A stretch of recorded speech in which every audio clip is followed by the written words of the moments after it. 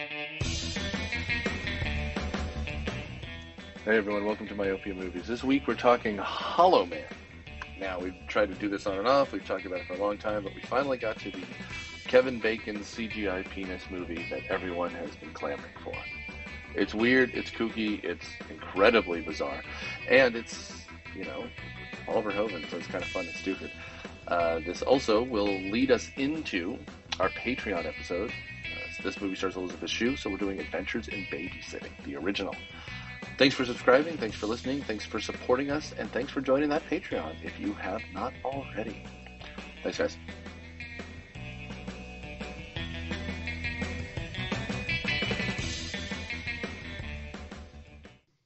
Hi, I'm Nick, and come see Cineprop. Son of a bitch. Welcome to Myopia Movies. This week we're talking about Kevin Bacon's dick. We're watching Hollow Man by Paul Verhoeven. I'm Nick Hoffman, riff on Cineprop, and panelist on Myopia, Defend Your Childhood. Also, fuck you. Listen to Required Reading. We are literally in the top 25 podcasts for all of Israel for some reason. So listen to that. And on panel we have author Matthew W. Quinn, who is not going to be showing off any skinless bacon anytime soon. Girl. You did to me that one night in Vegas. Hello, this is Daniel, contributor to popdose.com. And, I'm not going to make a joke here. This movie was weird. Yeah, so we watched Paul Verhoeven. It is Paul Verhoeven. Yeah, I keep saying Paul that. Verhoeven. So after nailing Starship Troopers, he's like, you know what I'm going to do next? Classic literature. So his erotic version of Shakespeare failed. And then he went to The Invisible Man. This stars Kevin Bacon and Elizabeth Shue. And because Clinton was still kind of in office, because this came out in 2000, Joey Slotnick was allowed to be in a movie.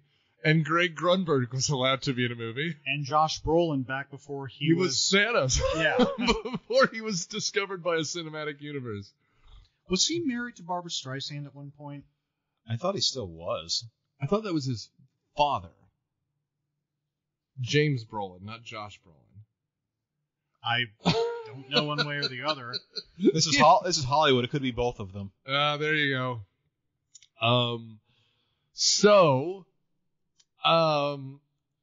Matt, do you want to give us a plot description? Okay, so Kevin Bacon is a hard-driving, insufferable genius who's working on a way to make people invisible for the military, and they threaten to cut off his money because they don't think he's getting it done fast enough, although he actually has. He's been lying to them for some reason. So he decided to do what every insufferable genius in a movie does, an experiment on himself. Yeah. And then things go wrong. Yeah. Yeah. It's basically if Elon Musk turned invisible and was proud of his penis, that's this movie. I'd say Norman Osborn, the other guy who experiments on himself and There's been a lot. Goes bonkers. There's been a lot in movies and in literature of people who experiment on themselves. I don't know if I'd call any of this literature, but I'll go along with you. Yeah, so he plays a character named Sebastian Cain, which is where we need to start. By the way, apparently the easy part is making them go invisible. The hard part is making them turn uninvisible, which they describe as entering the quantum plane because... Quantum phase. I'm having some sort of Ant-Man moment here. They want to sound like Michael Crichton is what they want to do. Yes, this stinks to Michael Crichton, which we should start with because we have an escaped character from Congo right at the beginning. There's a gorilla. Yes. This gorilla is nothing but a Disney reject CGI nonsense character. The one that eats the rat. That was a gorilla? I thought it was a cat. No, that was a gorilla. There is a goddamn gorilla running around. Because there's a lot of invisible critters in the zoo of horrors down there. There is. So, the first thing we get is Josh Brolin, Elizabeth Shue, who are now lovers, which we'll get to. We have Sebastian Cain, who is Kevin Bacon. And, again, he used to date Linda, who is Elizabeth Shue, which matters. Yeah, there's kind of a love triangle thing going on here.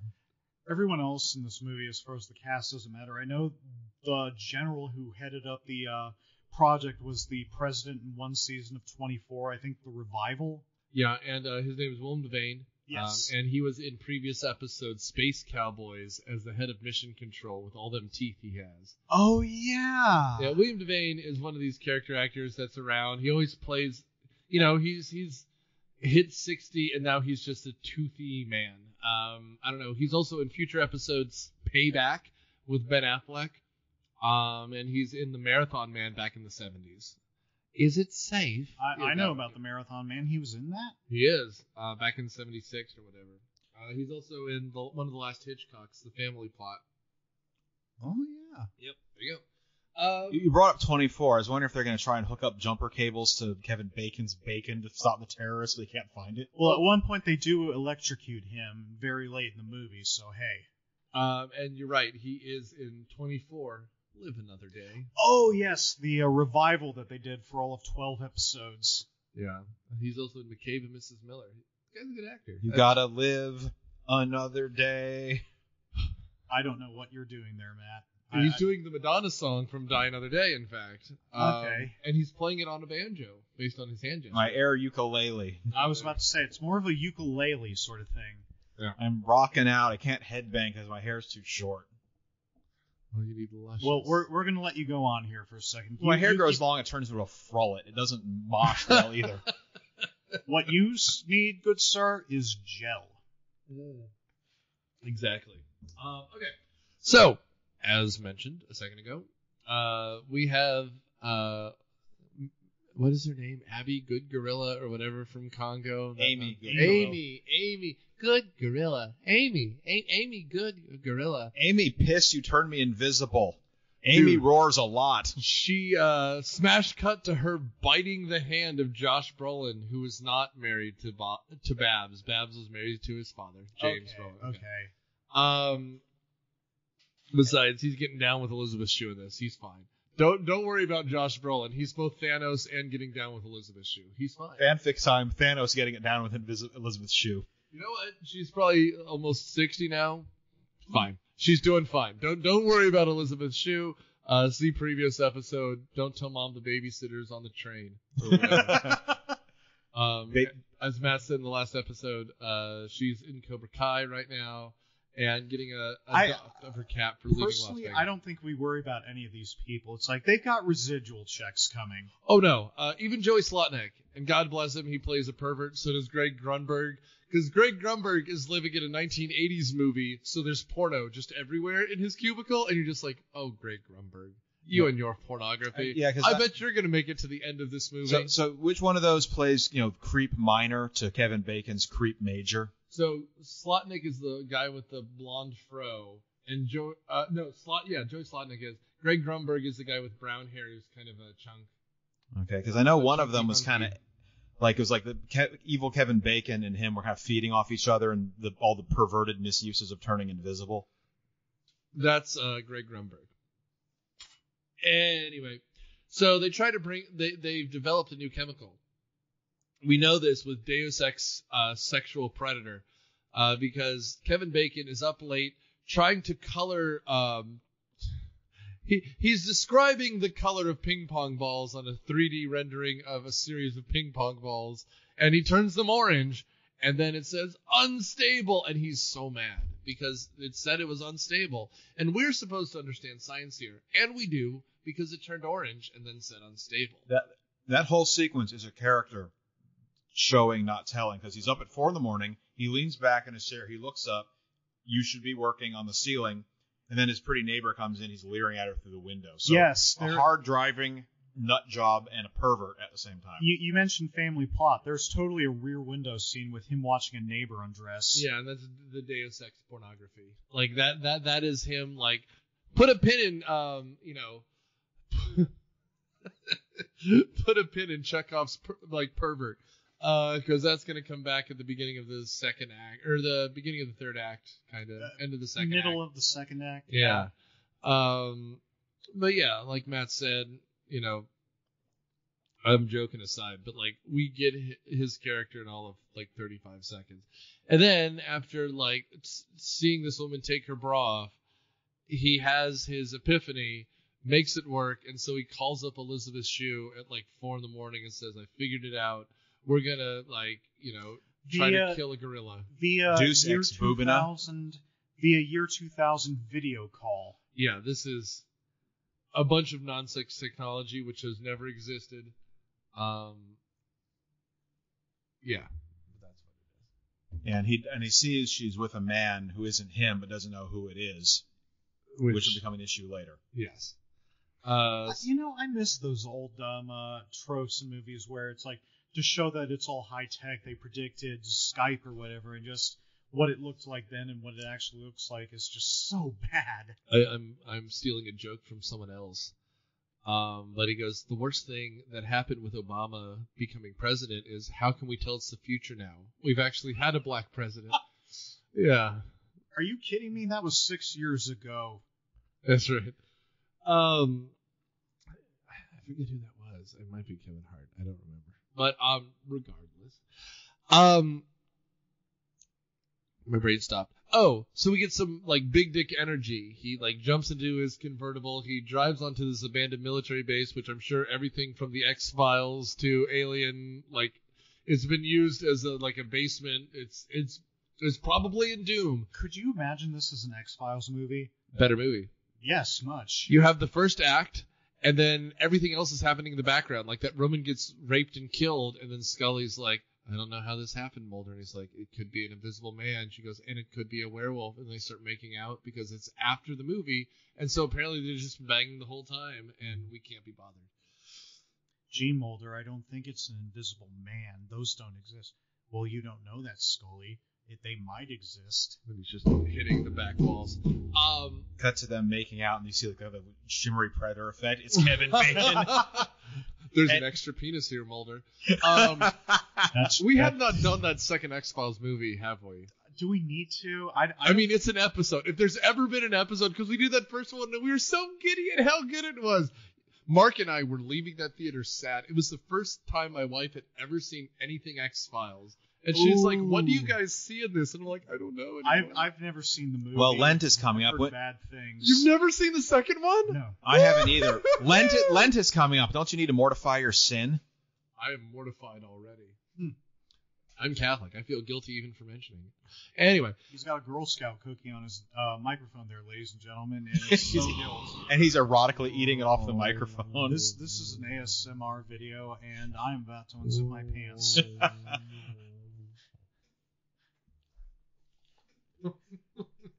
Anyway, so they get there, and Amy Good Gorilla is about to be brought back to life. So, well, she's about to be returned to visibility, which the best thing about this movie, the absolute best thing, are the effects. I will say, it's 2000 special effects, so you want to make fun of it, but damn it, they commit. And at one point later, when Bacon's invisible, which Matt kind of alluded to, and becomes like this threat. To get him, they turn on the sprinkler system, and there's just a face in the water. And that shit, 21 years later, looks incredible. Well, the best part of these scenes, in terms of the effects, is when they lay the gorilla on the mattress, and you can see the imprint of the animal. And the straps straining at times as she struggles. This got nominated for an Oscar. It did, for effects. It lost to Gladiator, and I think that was a mistake. Yes, because Gladiator won Best Picture. This committed more to the effects. It wouldn't work without its effects. But they recreated Rome from scratch. And CGI tigers. Well, the tigers are fine, and I don't disagree with that. But when you're traveling down the Colosseum and you're filming in a soundstage, they're not in the Colosseum, they're filming all in a soundstage, the Colosseum looks incredible. So I'm with Matt on this one, I think. I'm with Matt. I will say, though, we have not had a year with two movies that equally matched in a long time. It's usually like a Marvel movie and then maybe Seagal sometimes. Like, it's usually... just in terms of the effects and how... Yeah? Anyway. So, Amy Good Gorilla is strapped to a table. And they're trying to bring her back. And she goes into cardiac arrest. And they're just shocking this ape, man. They're just... Clear! That sounds like a euphemism. They're shocking the ape. Shocking the ape girl. And after 2 shocks of the ape, They're like, oh no, she's dead. No, wait. We've got a pulse. She's stabilizing. Yeah, because they got this veterinarian with a pixie cut who beefs with evil Kevin Bacon constantly because he doesn't seem to care about the animals, and she cares a lot. Yeah, the woman's name is Kim Dickens. She's in House of Sand and Fog. She's in Thank You for Smoking, which is an excellent movie. She's in Gone Girl, which is an excellent movie. Did you just say Dickens? Yeah, her name is Kim Dickens. You don't need to make fun of someone's name. But she has, as Matt said, literally the worst haircut I've ever seen. Ever. Well, I remember when Anne Hesh had that haircut back in the late 90s. Everyone had this haircut in the late 90s. That doesn't mean it's not terrible. It's like those people with the penis, the boys with the penis cuts, like the Jonathan Taylor Thomas on, you know what I'm talking about? The one where it's like parted down the middle and it's like poofy around the side. I haven't actually seen 16 Candles. Doesn't Long Duck Dong have that same haircut? Pretty much. Yeah, basically. He effectively also has it in Gremlins 2, previous episode.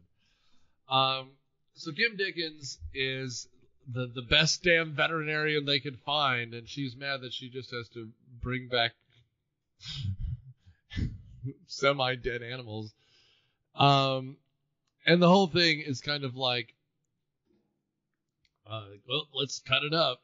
Let's vivisect it tomorrow. This is a weird movie for Paul Verhoeven. There's almost no boobs. There's almost no boobs, and just usually the way he treats human bodies is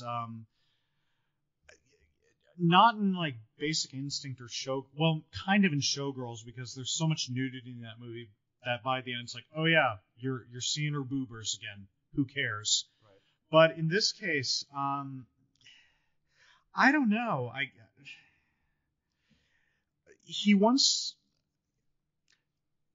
going to edit all that pause out. He wants women's bodies to be considered normal, which is fine, but they doesn't really emphasize that sort of view here at all. And he's more focused, I guess, on an invisible man and a piece of skinless bacon, as I know Matt's called it, which is interesting. And his skin on ass, too. It doesn't feel like a Verhoeven movie. It feels like any number of people could have done this in the middle of the 2000s. What could have made it feel more like a him movie is the more modern Invisible Man. Yes. And then there's more sexual terror, which is why I imagine on the cutting room floor there's a lot of the rape scene we alluded to, because not that Verhoeven necessarily deals in rape, but he's a lot about control, and he's a lot about fear, and that sexual terror would have been in his kind of a movie, right? We get a couple scenes like that here, but overall, it's just like not... the world's most awkward CGI boob scene. Yes. At one point when... Well, we need to get to it, but yeah, we'll get to it. Well, anyway, after they bring Amy Good Gorilla back to visibility, they go to the Pentagon, where they're updating the team that's financing them on their results. And Devane, through the biggest teeth I've ever seen, goes, you know, when you were my student, I thought you were great. But we'll find another Sebastian Kane if you can't make this work. And apparently they were a lot further along than he let them think, but he didn't tell them that because he thought they'd then take it from them, but they ended up threatening to take it from them, so own goal. Kind of. Yeah, it's not explained, and to Matt's point, Brolin and Shu are surprised he did this. But his argument is he wants to make sure when they test it on a person, they're still in control of the project. He doesn't tell them that at the time. He doesn't tell it until he's wearing his Regis Philbin suit and he's getting told off. Mm-hmm. So that's the reason. I mean, that's what he tells them. Best I can grasp, because this movie feels to me like it was cut to ribbons. Yeah.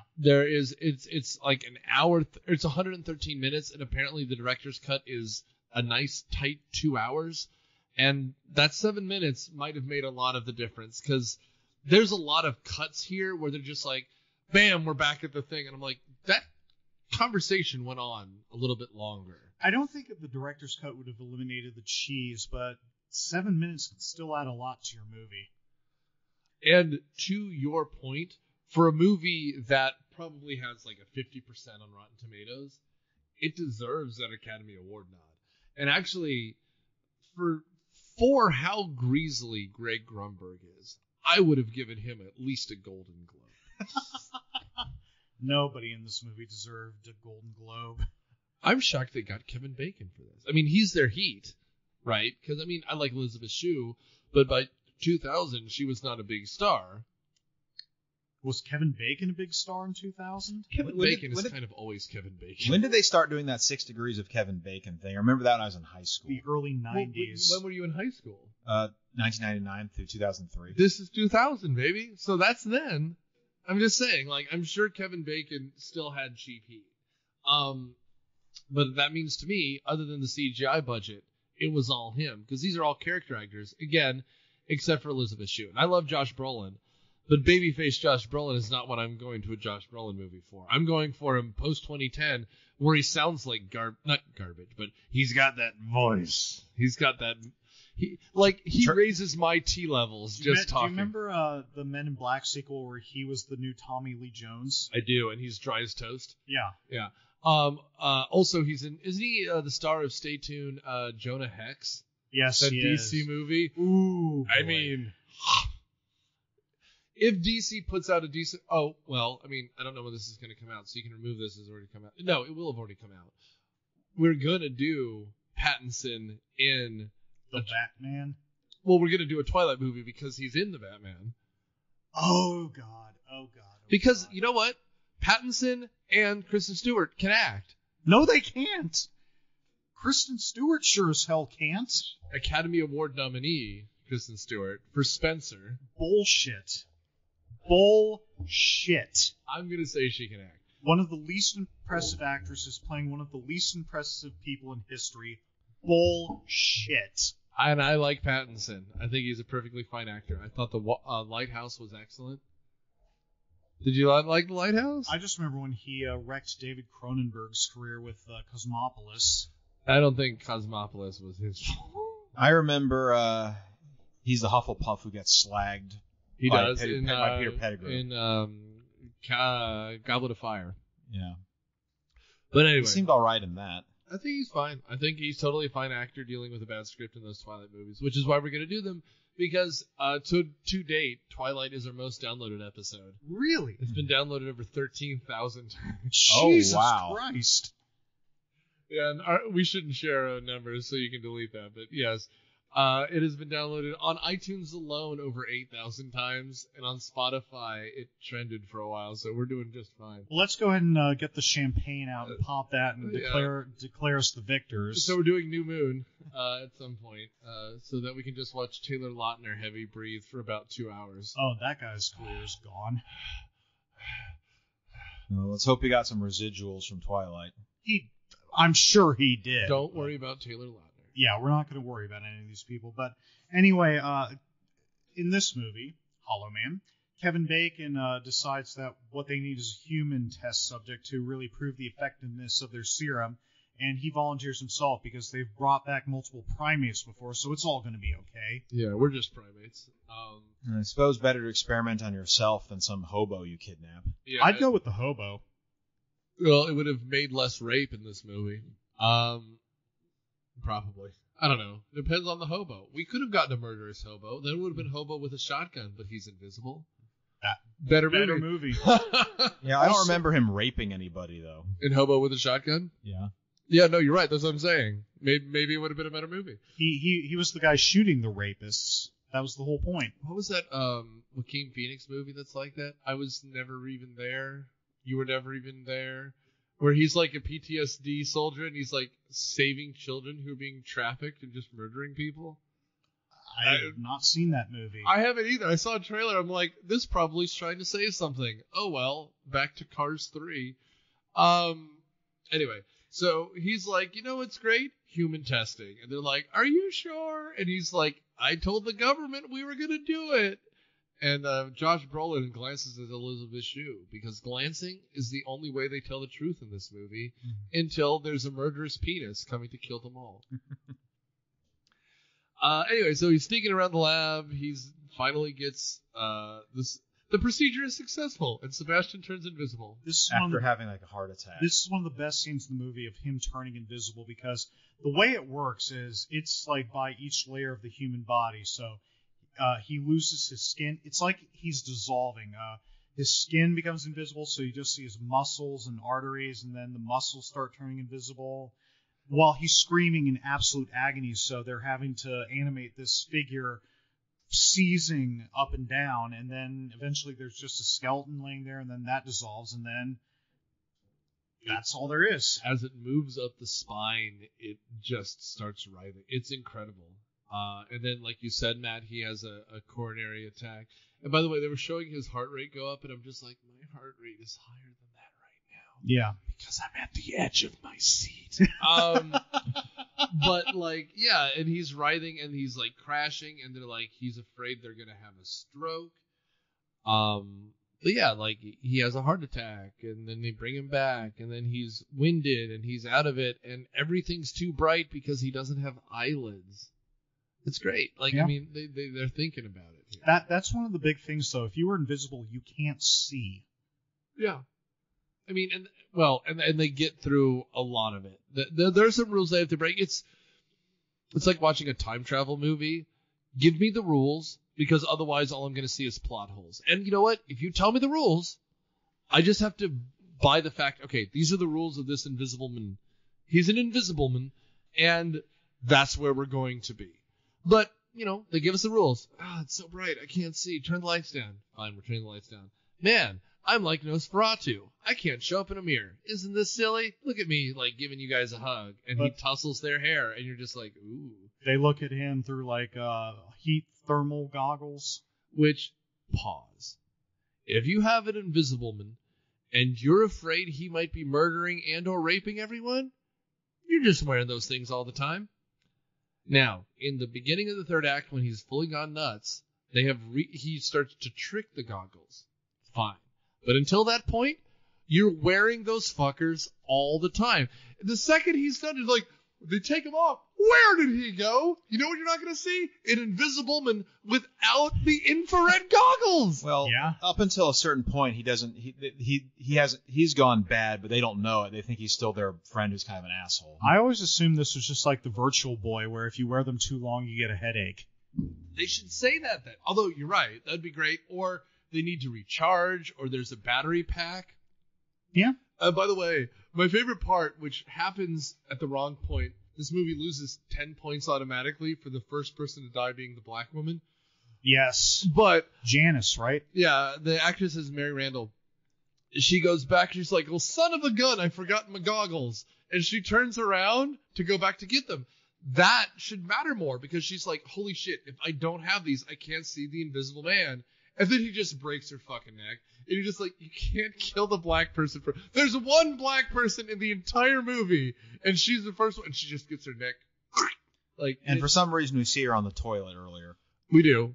And by the way, everyone's afraid that he's around and naked and just perving out, because they know him. By the way, if you are the employee that everyone thinks is a pervert, get a new job and stop being an asshole. Like, I'm sorry. Well, he proves it later when he, like, unbuttons a colleague's blouse and starts playing with her nipple. Which, by the way, that is what we're talking here. This is the CG boobiting. Can you imagine being like, all right, so this is awkward because I am Paul Verhoeven and I'm Dutch. So you are going to have to sit here topless while this CGI man renders your tit. Okay, so we're going to, because it has to be manipulated. So it's either going to be manipulated by a man wearing green gloves or by a computer. So sit still for the next 6 hours. This was 2000. It was some man with green gloves. That's doing right. That. Squeeze, and you're just like, this is the man who's going to be working with you for this scene. His name is Greg. His name is Hans, and these are his Hans. And by the way, that's why. And when his hands start getting too cold, we bring in Franz. That's right. And that's why Verhoeven is an auteur. Like, oh yes, that is how you CGI manipulate a tit. Great. Fantastic. Yeah, so Sebastian just grabs her tit for some reason. Well, because he can. That's the whole point. Although, why did you climb Everest? Because it's there. Why did you squeeze that tit, Sebastian? Because it's there. Wow. All right, so after that is when they try and make Bacon visible again, with the same formula they used on Amy Good Gorilla, and it doesn't work. Right. He's supposed to wait like 3 days or whatever for some reason. There's science reasons. They give us some science. And it's actually kind of a cool scene, like Sudsy was talking about earlier, because it's like he's coming back. All of a sudden there's a spike in his blood pressure and then a drop in his blood pressure, and it starts to fail. And they do whatever they can, because we forgot a scene and a half ago where it required an electric shock to work. But that will come back later. Meanwhile, he's furious. We learn at some point, for some reason, that as they are invisible longer, they become more aggressive. We don't really know why. Well, we saw Amy Good Gorilla kill the rats. So we did, but we don't know why it's doing it. They don't try to explain it. It's just, fine, why not? It kind of happens in the book Invisible Man, so we assume they're going off the text. Yeah. Kind of. But like you said, he's becoming unstable. At one point, he turns the dog into pudding. Which and this dog he was petting earlier. Yes. So, you know he's starting to go. That happens a little later, doesn't it? Yeah, at first he just...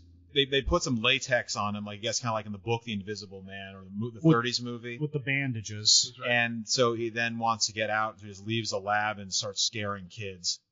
So, something else we know about this workplace. We know that they get together at least once a month and they have a corporation movie night. And everyone gets together and they sit down and they watch a good old-fashioned movie and get some popcorn and have fun. And you know how we know this? Because 2 weeks before, someone watched the movie Speed. And that's how he escapes. Because thanks to stealing a circuit board, he wires it up so there's just a picture of him sleeping naked on his bed. So... Are you sure that wasn't the bus that couldn't slow down? That's right. The Mexican non-union equivalent, the bus that couldn't slow down.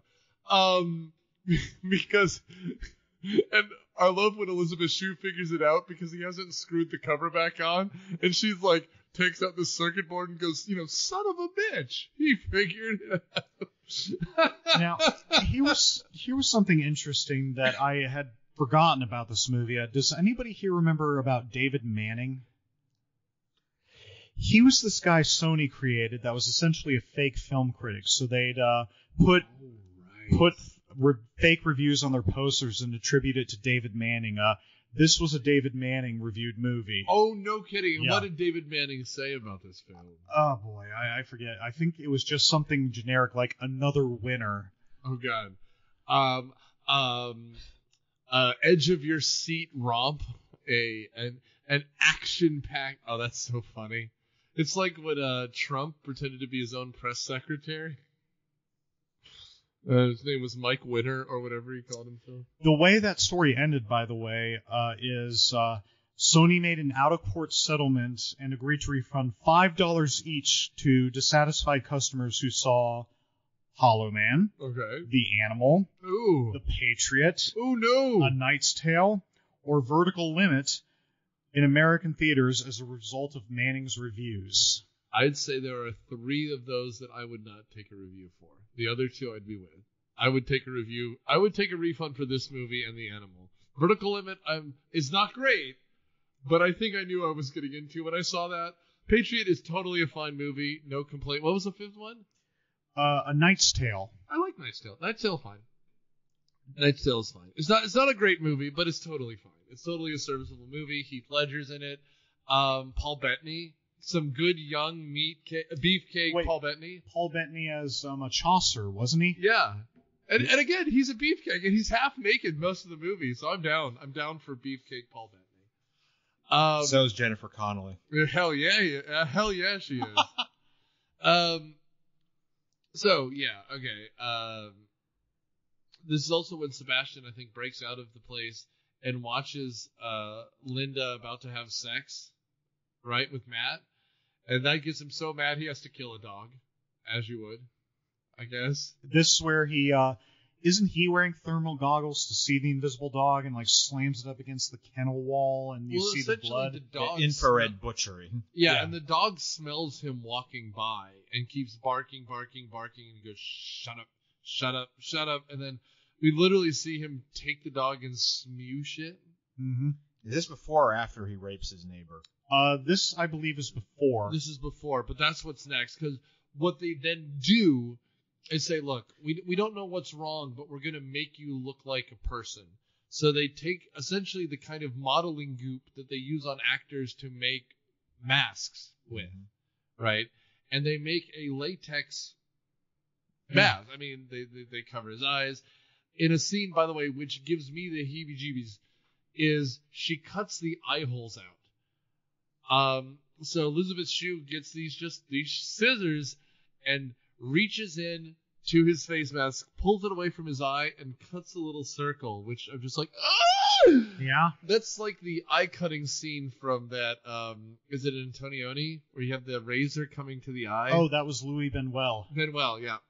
Oh, God. I scream, you scream. There's no scream like I scream. By the way, I think Matt was correct. The scene where Bacon sexually assaults his neighbor is right before they pour the mask. And I thought he was in the mask. I thought it was, he went to his apartment in the mask. Yeah, because he's wearing the mask and he's scared of the kids, and he goes to his apartment and sees a neighbor, and for just 1 second you think he's going to make a good decision. And then we see the mask as a pile on his desk. That's right. Because he's like, no, and he's like, why? And by the way, Matt keeps saying scares the kids. What he does is he's driving his big dick convertible, and the kids are like making faces at him, and he pulls down his shades, and there's no eyes. It's a and that's again an incredible effect. How often we see like he's looking forward, there are 2 eye holes, and we see through the fucking eye holes into the other side of the car. Yeah, great shot. Yeah, he does. He bugs out his eyes and opens his mouth. There's nothing there, and the kid just starts screaming. And the parents are like, "You shut up, or we're not going to Disney World." That's it. Back to Winnipeg. That's right. Mamma mia, or whatever we're doing. And then he goes to his house because apparently he just wants to check his email. And oh God, it's bra o'clock because apparently the woman just gets undressed at the exact same time in front of an open window every day. Why didn't Brian De Palma direct this movie if that was going to be one of the scenes in there? Because Elizabeth Shue would have had to run in heels. And, you know, as Bryce Dallas Howard would tell you, it's very difficult when you're running from a dinosaur. You're right, though. Actually, he would have been a more logical choice for what this script is. I don't know. Maybe De Palma was busy masturbating that day. Wouldn't surprise me. Or telling George Lucas how to fix a scroll in one of the prequels. It didn't work, Brian. No, it didn't. And I like De Palma a lot. I rewatched Carrie recently. The original. Dude, the man can fucking direct a scene. Have you ever seen that documentary that's just about his career? Where he's where he's talking about movies he made and they were terrible? Yeah. Yeah, it's fantastic. He's like, oh, that was a real piece of shit. And you're just like, oh, De Palma, to have a scotch with you. Oh, Bonfire of the Vanities. Fuck that movie. Yeah, he just gets so mad. Man's a hero. New Hollywood. The New Hollywood movement. God, just imagine him, Scorsese, and Lucas doing a line of blow and complaining about Gleep Glops. That's what it must have been. Because again, you remember Lucas, De Palma, Scorsese, Spielberg.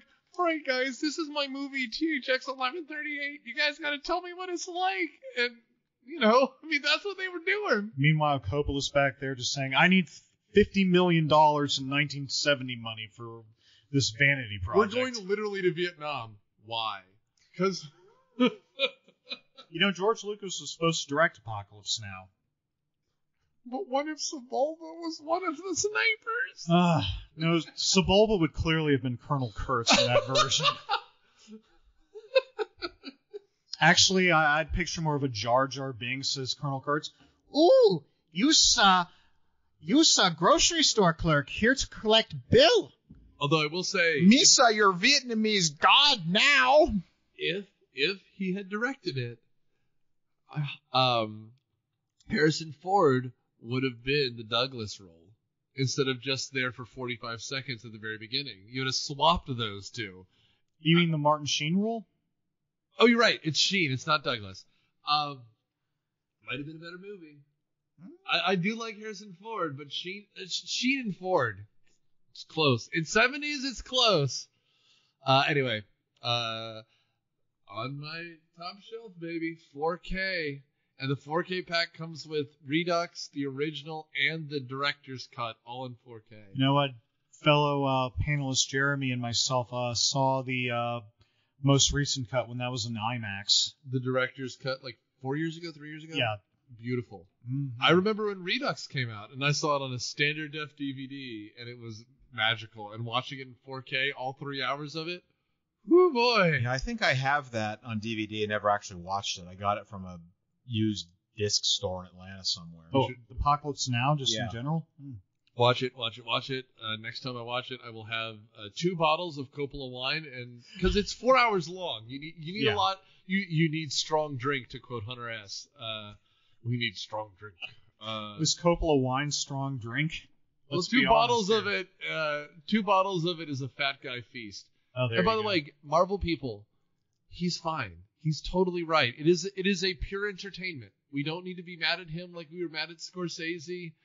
They're right. Marvel movies are theme park rides. You can enjoy them. And I like Marvel movies too. But we don't need to be mad at Frankie Ford Coppola for saying that this is an entertainment, not something to grow on. That's okay. Yeah. We're all fine. We're all fine. We're adults. And I don't need to be mad about this. Everyone's providing me entertainment. I enjoy it. Let's talk about a movie that I mildly enjoyed.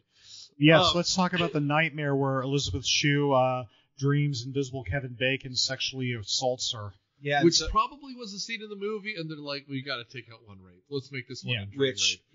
Which that says something that, she knows what he is, even before she knows that he's been doing what he's been doing. Can you imagine thinking that, my ex-boyfriend is probably actually raping people? Huh. Yeah, because they have this whole discussion about why she's dating Josh Brolin and not him, and she's the idea of Kane is better than who he really is, an anal retentive tyrannical nerd.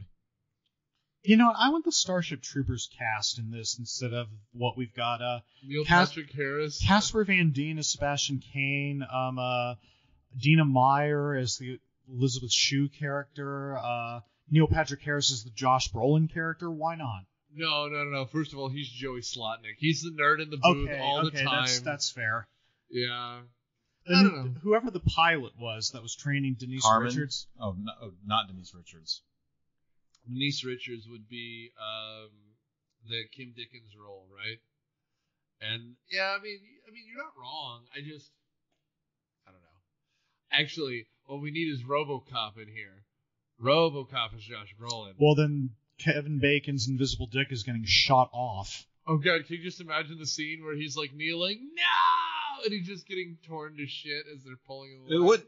The whole last third of the movie wouldn't work if it was RoboCop, because if he's not invisible, he's not a dangerous. He's just a dude with a crowbar. Yeah, invisible guy just beating on RoboCop with a crowbar, and RoboCop just grabs him by the balls and twists, and he's down. There you go. Better movie. Okay, we mentioned the rape scene. At this point, they go to the army. They go visit Willem Devane. And Will Devane's like, well, son of a bitch. Well, that the military's getting involved now, and you guys are in deep doo-doo. Because they find out Kevin Bacon's been experimenting himself with this technology, and they're like, we didn't authorize that, and so they shut him down, and it was basically like, well, what do we do now? I'd pack your offices. Yeah. And he's there. He's smoking the biggest pipe I've ever seen outside of a Sherlock Holmes movie. And he's like, well, I better go outside and check my pool. Nothing bad is going to happen. Dun. I love how the second anyone's done with a sentence, they forget they're in an Invisible Man movie. Right? Because what he should do is grab that old firearm, that old Colt he always keeps in the mail table. Because there's an Invisible Man that apparently has escaped, and no one seems that concerned about it. Because everyone should be like, we have released, the Predator. Literally the Predator. He is invisible. He is willing to rape people and may, in fact, have a nuclear weapon. At the very least, we've spent millions of dollars turning this guy invisible, and he's gone away. We need him back. Protect our investment. Oh, man. That's right. It should be Jack Lemmon being, oh, geez, man. We have a deposit. We're not going to get that back if we don't have him return. He's just sweating. Oh, poor Gil. There's China Syndrome, too. And his boss is still played by Wilford Brimley. He's like, God damn it. Goddamn all. Different Wilford Brimley. Yeah, not Uncle Duvet. Although Uncle Duvet shows up, goddamn old. Uncle Duvet would kill the hell out of Kevin Bacon. Oh, can you imagine? Uncle Duvet can see Kevin Bacon. You pencil neck son of a bitch. And he just picks him up by the balls, and you're just like, all right. Better movie. This movie's ending right quick. You are the first invisible man I've had to catch, goddamn it. Pity you won't be able to see this on my trophy wall. Oh, God. Your head and your dick. That's right. I cannot dance, but I can walk. And you're just like, all right, Duvet. Previous episode. Don't spill hard target. Don't spill the moonshine. It kill the grass. That's right. That's how he detects him. He sets the moonshine on fire. Yeah. Speaking of 4Ks you need to get. Oh, hard target. Arrow just came out with a 4K release. It was Kino Lorber in this country, but yes. Oh, my God. That is amazing. I no can walk, but I can. I no can dance, but I can walk. Dude, that is... This is a tragedy. My flask is pierced by an arrow. Dude. What happened to all the guns I left you? I Gatorade them. Just like, what world? What happened to Invisible Kevin Bacon? I Gatorade him. There's just a dick. Just an invisible dick imprint in the grass. And that's the end. And they start playing the Invisible Hulk theme. Man, I know he passed away a couple years ago, but if anybody wants to, like, do what they did with Peter Cushing in Rogue One and just CGI Wilford Brimley into every movie. I just want him looking down at the end, like in Birth of a Nation, where Jesus gives a thumbs up at the end of the movie. Just like Wilford Brimley looking down, nodding at the end of a good movie.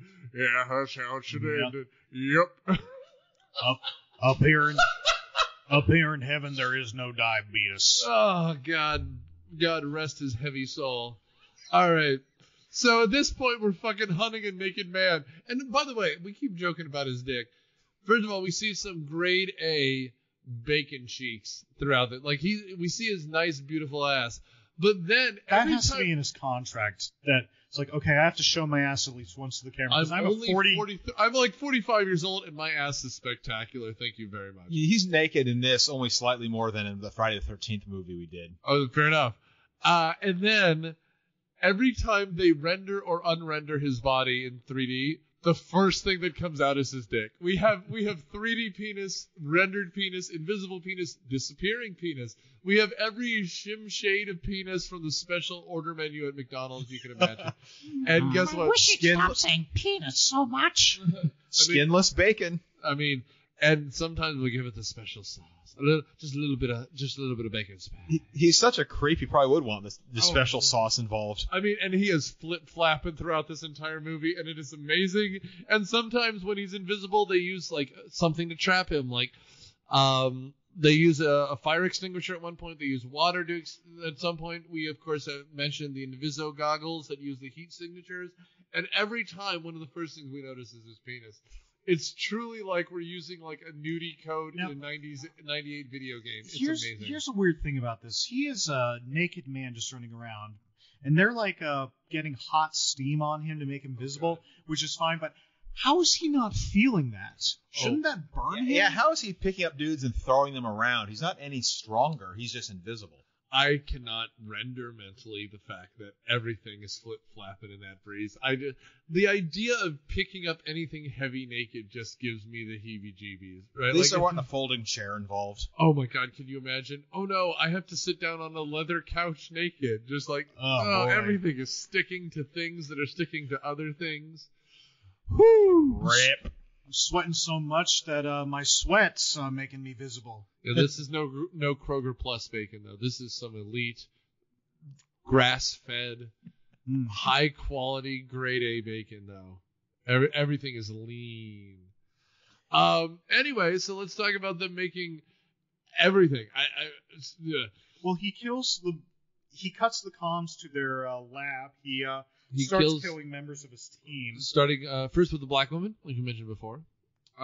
He impales the nerdy guy with a pole at some point. So many people getting speared on crowbars. Right, and then he stabs Josh Brolin with that same pole and locks him and Shu in a freezer. Which doesn't have an indoor opening handle, which freezers are supposed to. I mean, no OSHA compliance, the movie. That's right. Well, this reminded me of a Star Wars movie where there's no handrails or anything. I have a lawsuit, bitch. But and you see how smart Liz Shue is. She makes an electromagnet to unlock the door from the other side. Yes. After it's so cold in there, and I have no idea how she's conscious, she's... her tears start freezing. Yeah, it's negative 30 degrees and she's wearing a t-shirt. Personally, that was my favorite This Mortal Coil album. Their tears are freezing. That's right. Also, I mean, we glossed over it really quick. But Greg Grunberg gets one of the more brutal deaths of all time, where his head gets wanged against a jutting out pole. Yes. Dude, and his head, right near his jaw, gets this huge gash, and they're like, holy shit, we need to do anything. He's bleeding out. And so they send Sarah Kennedy, the veterinarian, Kim Dickens, and she has 15 things of blood for some reason, because I guess she's a collector. She's a collector. Yes. And so she's like, I have an idea on how I can see Kevin Bacon coming. I'm going to just waste all of this blood that my good buddy Greg Grunberg needs to see the footprints coming. And guess what? He comes from the one direction there isn't blood. So she wastes, say, 2 gallons of blood that Greg Grunberg desperately needs. His toes have gone pale, and he's like, guys, please. Oh, God. Well, at the very least, she does manage to cover Bacon in blood with that last pint she's got. Which is something until they let off the smoke alarms, and it all rinses away. Whatever. So Kim Dickens dies. He breaks her fucking neck. Super kills her. And then, like you mentioned, we have... Well, Bacon puts back on that latex mask in order to escape, and creates a bunch of nitroglycerin and sets the lab to explode, basically. It's some sort of device where... it's a centrifuge. Right. Yeah, so he goes full anarchist cookbook here. Yes. Yeah, and he's already made a small bomb with sulfuric acid and something. They didn't give us the full recipe, so, check the footnotes. And he blows up a fire, he essentially just blows up a corner of the room to set off the water so that he is something. I don't know. I don't know why he does it. He just does it. But the chemical works, and he's trying to blow up the whole lab. At this point, everyone else is dead because he's just gone through and killed them. And like you mentioned, he locks them in the freezer after gutting Josh Brolin with this. He doesn't kill Josh Brolin, but Josh Brolin's, very seriously wounded. Stabs him through. Right? It just happens to miss every possible organ somehow. He duct tapes himself together, but we're in a freezer which is now at 30 below. So they're going to survive. Might explain why he doesn't die, because everything's been slowed down by the cold. They should have died from exposure, just being in a freezer. Or at least slowed down at all. But as Matt said, she creates an electromagnet and kind of jimmies open the hatch. And they don't turn off the freezer, so it's still getting colder, but everyone's magically healed, kind of, because Josh Brolin's okay. Doesn't she drag Josh Brolin out because he's passed out? Yeah, but then he wakes up and he's just fine. Okay. Because they're about to climb up the elevator. Well, first, Elizabeth Shue hits Bacon with a flamethrower. Yeah, she toasts that bacon. Mm-hmm. And that bacon is fried. By the way, he becomes visible because ash is coming off him. Right. And by the way, the minute you turn a flamethrower on my scrotum, I've given up. You have won. I'm done. I'm finished. I'm going home. I'm lying on whatever bed you tell me to. I am done. This hurts him, by the way. They emphasize that in the movie. Well, I mean, when they hit him with hot steam, it was nothing. But then with the flamethrower, Bacon's screaming in pain the entire time. That's right. And we see him rendered screaming. He's a skeleton, kind of, sort of. At one point, too, around here, he's kind of electrocuted, and his body starts to come back a little bit. It will come back even more at the end. We'll get there. Well, Brolin comes back to try and fight Bacon, and he takes another pull and tries to stab him again, but ends up hitting a power box, and that electrocutes him. That's right. And when he's electrocuted, it does the thing that it does to Amy Good Gorilla, where she's electrocuted, and now the chemicals are working. And so he starts to come back. And so for the last, he's like, what is that, Attack on Titan, where it's the Skeleton Man? Or Hellraiser. Future and previous episodes. We'll do the Henry Cavill one. Don't worry. There's a Henry Cavill Hellraiser. The third one with the video game. He's in that one. Oh, that's not the third one, but I know which one you're talking about. Okay, yeah, the fourth one, whatever it is. But yeah, anyway. So, at this point, we enter Elevator, the movie. Yes, Elevator Shaft, the movie. Yeah, so they're going up and down the Who's elevator. The baddest mother. Shut your mouth. I'm just talking about Elevator. We can dig it. First of all, we're talking about Elevator Shaft. You can dig it. Yeah. So as they enter the elevator shaft, Linda uses a flamethrower again. They fight. They're climbing. Oh my goodness! Look how tall. Because apparently this is done in the core of the earth. This just came out a year after Deep Blue Sea, and it's the exact same ending. Yeah. Oh, God, can you imagine if Samuel L. Jackson was at the end fighting for the Avengers Initiative like son of a bitch? I've had it with this motherfucking bacon in this motherfucking laboratory. God damn it, another Invisible Man. I had 2 werewolves and an Invisible Man last week. And as they're climbing the ladder, another bomb explodes. And the bomb, this is lazy shit. Because the fire from the bomb, it just stays there about 3 stories down for the entire rest of the movie. And it keeps continuously replenishing. Well, it's meant to be a visual reference, you see, because when they throw bacon into the fire, spoiler alert, the bad guy dies. It's him going to hell. It's all a symbol. It is. No, it's lazy. No, I mean, and as Matt mentioned, and I mentioned, and we all mentioned, the fire doesn't grow. It doesn't reduce. It's just a GIF. It's like there's a loading screen beneath Kevin Bacon trying to get to the credits. It's a Doom background is what it is. Either Tim Allen or the Doom guy.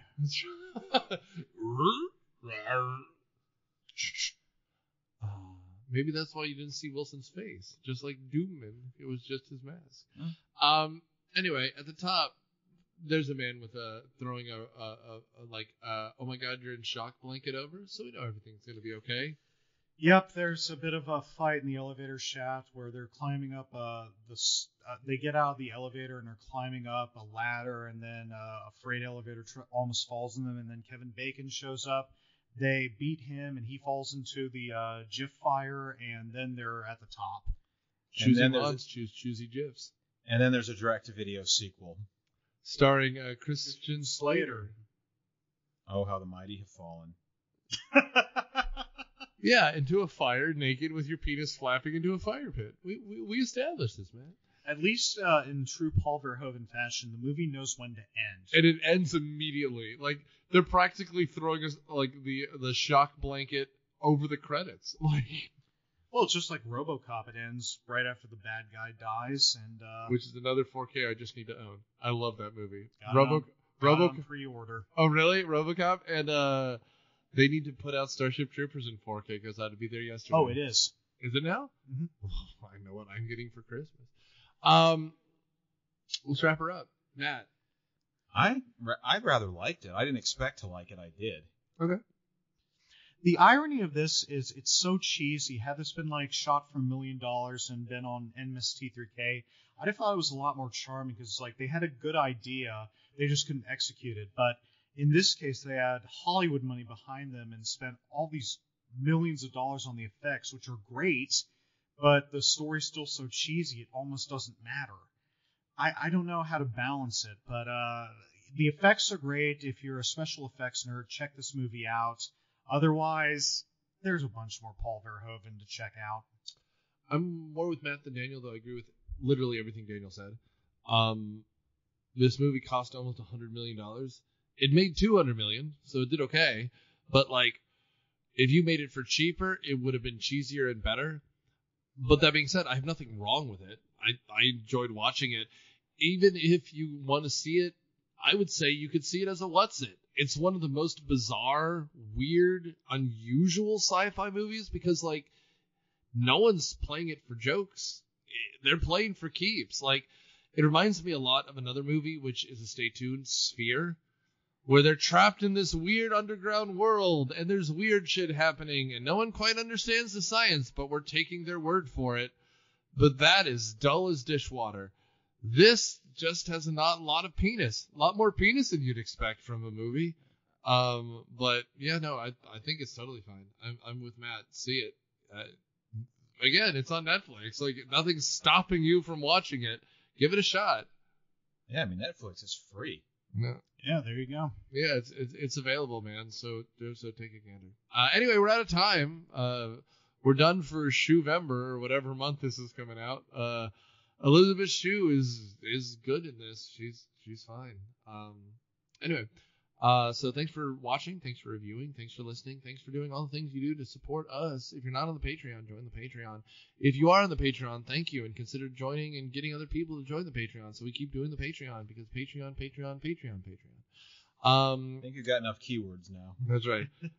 Anyway, guys, we're out of time. So thanks. All right, let's do one this time where I'm recording. Oh, okay.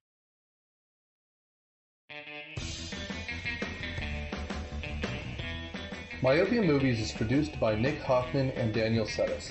It is hosted by Nick Hoffman and Daniel Settis. Mission Briefing is hosted by John Copsey. Podcasts are edited by Daniel Settis, and Patreon is edited by Nick Hoffman. Our engineer is Nick Hoffman. The theme song is Surf Shimmy by Kevin MacLeod from Incompetech.com. Licensed under Creative Commons by Attribution 3.0 license.